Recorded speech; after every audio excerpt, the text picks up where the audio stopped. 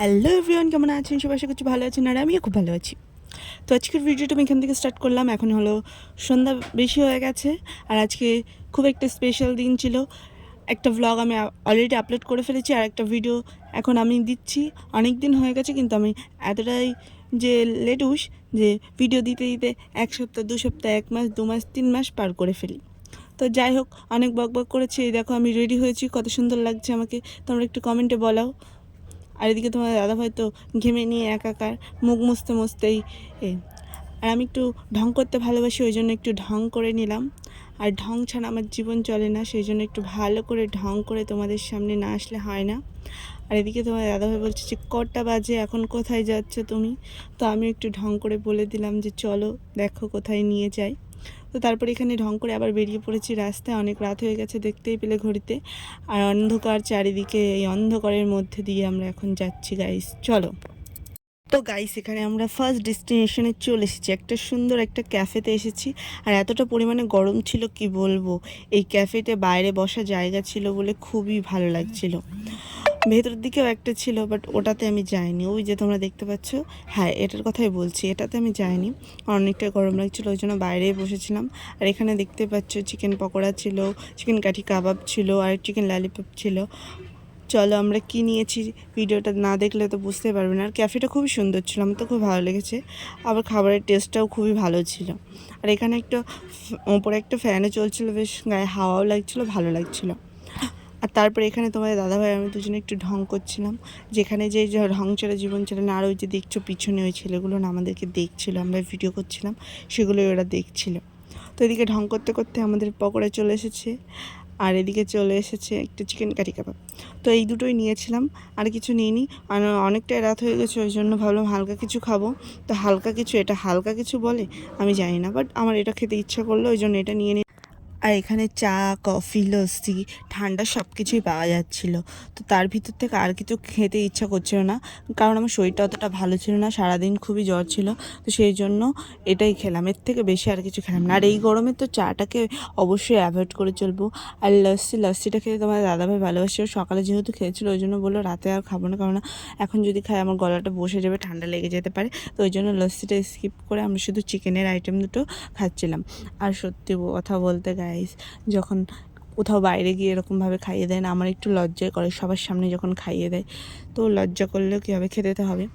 আর এখানে গাইস আমাদেরকে জলটাও ফ্রি দেয়নি, সেটাও কিনে খেতে হচ্ছে।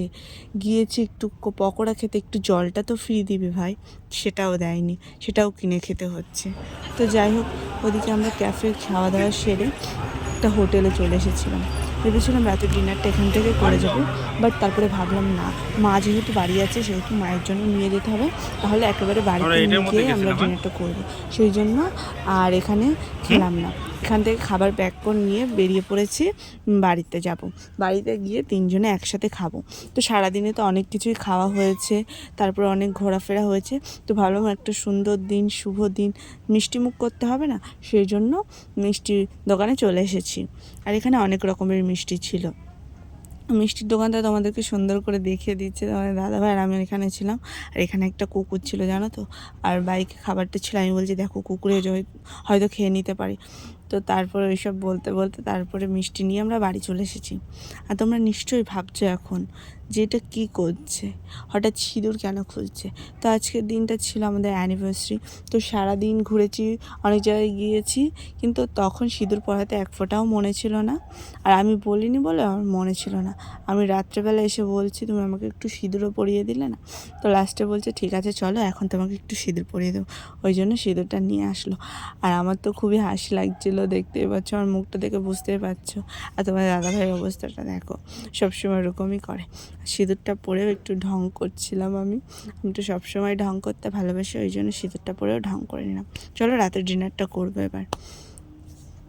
দাঁড়াও দাঁড়াও, তোমাদেরকে তো দেখাতে ভুলেই গিয়েছি যে কি মিষ্টি নিয়ে এসেছিলাম, কি রাতের জন্য কি খাবার নিয়ে এসেছিলাম, সেগুলো তো দেখানোই হয়নি। তো এখানে মিষ্টি নিয়ে এসেছিলাম রসমালাই। তো তোমাদের দাদাভাই রসমালাইটা খেতে খুবই ভালোবাসে, ওই জন্য ভাবলাম যে আজ একটা শুভ দিন, যেহেতু তোমার পছন্দের রসমালাইটাই নিই, সেই জন্য রসমালাই নিয়ে এসেছিলাম।